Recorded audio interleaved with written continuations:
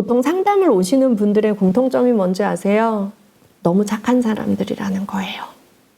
이기적으로 내 행복을 추구하는 사람들은 마음 근육도 단단해서 상담실에 거의 오지 않습니다.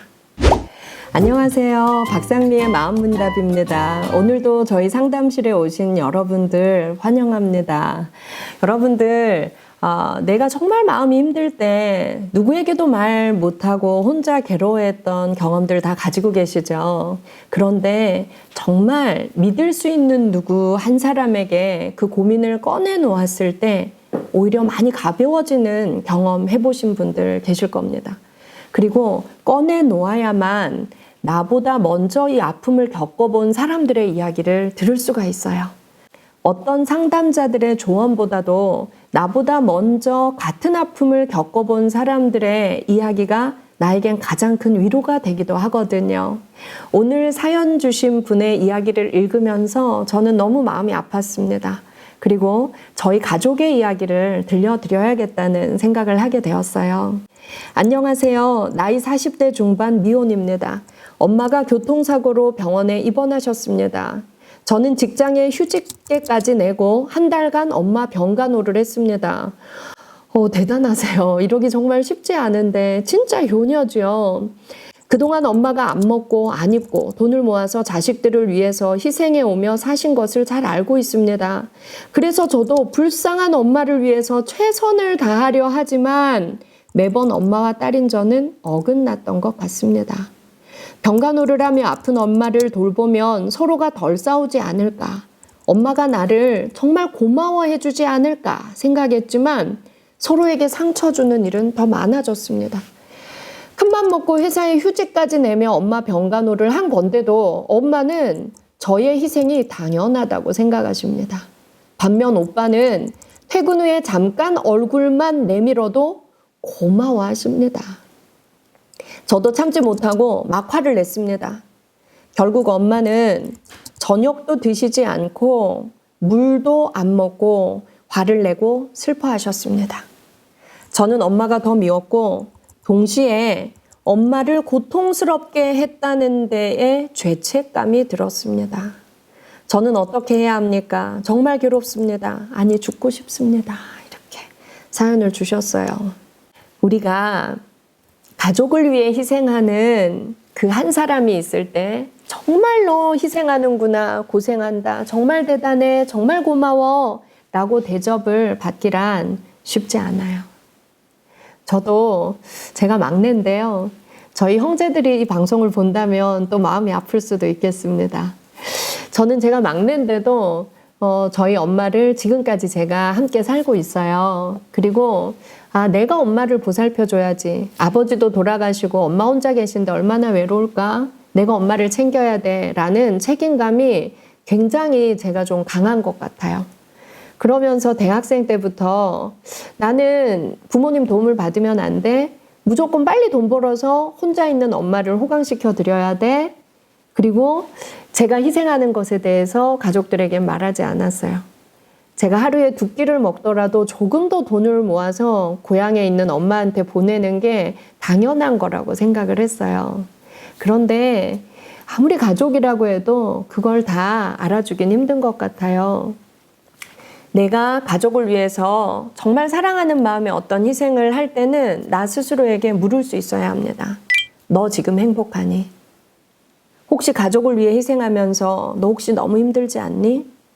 혹시 너의 불행을 전제로 가족들에게 희생하고 있는 건 아니니? 라고 나에게 물을 수 있어야 돼요. 저는 그걸 저에게 묻지 않았어요. 나는 착하니까 이렇게 해야 돼. 나는 언니 오빠보다 착하니까 나는 이렇게 할 거야. 라고 저에게 늘 강요했던 것 같아요. 그리고 저는 그 희생이 행복하다라고 스스로 착각했던 것 같아요. 제가 올해 44살인데요. 40이 넘으면서 어느 날 나의 희생을 엄마도 형제들도 잘 몰라준다라는 섭섭한 마음이 어느 날 든 적이 있었어요. 그런데 제가 너무 크게 분노하고 있더라고요. 그 분노가 누구에게 갔을까요? 가장 가까운 가족에게 가게 됩니다. 제가 엄마에게 너무 분노하고 있더라고요. 왜 나의 희생을 몰라주냐고. 내가 20대에, 내가 대학생 때, 내가 정말 가난하고 힘들었는데 나는 하루 두 끼 먹으면서 저축해서 엄마한테 보내줬는데 난 이렇게 희생했는데 왜 아무도 몰라주지? 난 인생을 헛산 것 같아. 엄마에게 막 갑자기 제가 분노하기 시작했을 때 엄마도 너무 충격받으시고 우리의 관계는 막 깨어지고 있다는 걸 어느 날 제가 느끼게 되었어요. 그때 알게 되었죠. 아, 이건 내가 진심으로 가족들을 위해서 기쁨의 희생을 한 게 아니었구나. 내가 정말 내가 기뻐서 나의 행복을 저당 잡히지 않고 희생했어야 하는데 나의 행복을 저당 잡힌 채로 나의 불행을 전제로 가족에게 희생했을 때는 언젠가 이것이 분노로 가족들에게 드러나는 거구나. 그러면 가족들과의 관계는 오히려 깨어지는 것이구나 라는 걸 뒤늦게 알게 되었어요. 저희 상담실에 오시는 분들도 미혼, 혼자 사는 사람들, 그리고 부모님을 혼자 책임지고 있는 그런 나이든 딸들이 좀 있는 것 같아요. 이분들이 저와 비슷한 과정을 좀 많이 겪으시더라고요. 여러분, 우리가 20살을 넘어서면요, 부모의 보호를 받기보다 오히려 부모를 보호해야 될 나이가 오는 것 같습니다. 그리고 부모의 보호자가 되어야 될 그런 순간들이 많이 옵니다. 그래서 저는 어느 순간 생각을 바꾸기로 결정을 했어요. 어떻게 바꾸었냐면 엄마가 내 딸이다라고 생각하기로 했어요. 지금 선생님의 엄마도 보니까 엄마의 진짜 보호자는 선생님인 것 같아요. 엄마가 내 딸이라고 생각하자. 그리고 나에게 형제가 없다는 마음으로 효도를 한번 해보자. 비교 대상이 없어지면요, 억울하지 않거든요. 그리고 내가 불행할 때는 멈추자. 내가 불행할 때는 멈추고 내 마음의 행복을 좀 충전하고 나서 엄마한테 웃으면서 다가가자. 이렇게 정해봤어요. 자식이 여러 명 있는 60대, 70대 어르신들 수업을 요즘 제가 많이 합니다. 모든 자식이 똑같나요? 물어봐요. 그러면 다 다르다고 말합니다. 손님 같은 자식이 있고 그리고 너무나 편한 자식이 있다. 그런데 손님 같은 자식한테는 가끔 보니까 예의를 차리게 되고 정말 편하고 늘 함께 있는 자식한테는 가장 사랑하지만 너무나 투정도 많이 하게 되고 독한 말도 많이 하게 되고 따뜻하게 하는 게 참 안 된다. 그런데 사실 그 자식이 제일 아픈 손가락이고 제일 잘해주고 싶은데 함께하는 시간이 많은 자식한테는 이상하게 그게 안 된다. 이렇게 얘기를 하세요. 어른들도 60이 넘어가면 어린아이가 됩니다. 가장 편한 자식이 부모 같고 그 자식에게 투정을 부리고 싶대요. 어쩌면 엄마는 투정을 부리고 있는 겁니다. 나 아파 죽겠어. 나 좀 보살펴줘. 난 네가 제일 편해. 그러니까 네가 이 정도는 받아줘야 되는 거 아니야? 이렇게 하고 계신지도 모르겠어요. 우리는 이렇게 착한 마음 가지신 분들은요, 독한 마음 먹고 엄마 이제 안 봐. 오빠가 이제 보살펴. 나 이제 엄마한테 손 뗄 거야. 마음 먹는다고 해서 잘 안 될 거예요. 왜냐하면 이미 죄책감 느끼고 계시잖아요. 하는 게 오히려 마음 편하잖아요. 그럼 하십시오. 하지만 조금 거리를 두고 좀 덜 하십시오. 내 불행이 행복보다 더 크다면 좀 멈추고 거리를 두십시오. 내가 불행하면 엄마한테 좋은 말이 안 나오고 웃으면서 하기도 어렵습니다. 내 행복이 우선이 될 때, 마음의 여유가 생길 때 엄마한테도 웃으면서 너그럽게 할 수 있을 거예요. 이제는 우리가 노인이 되어가는 부모님을 다시 키울 차례가 왔어요. 나까지 돌아선다면 엄마가 어떨까 생각하면 너무 불쌍하고 죄책감 때문에 그거 안 되시죠? 그럼 하셔야 해요. 그렇다면 내 마음에 힘이 있어야 해요. 그렇다면 나의 행복도 좀 챙기십시오. 그리고 엄마가 지금 나에게 이렇게 대하는 것들 너무 섭섭하잖아요. 그거 엄마의 상처예요. 엄마도 어쩌면 엄마의 엄마에게 따뜻한 위로와 칭찬을 못 받아봤기 때문에 이 딸에게도 못하고 있는 겁니다. 오늘부터 나를 위한 시간을 좀 더 가져보십시오. 그리고 너무 힘들 때는 멈추고 좀 쉬고 형제들에게도 좀 나누자라고 말할 수 있어야 합니다. 나 혼자 다 하려고 하지 마세요. 내가 불행할수록 엄마에게도 그 불행의 감정은 전염될 겁니다. 나의 마음이 행복하고 여유가 생길 때 진심으로 웃어주고 엄마를 조금 더 포옹할 수 있을 거예요.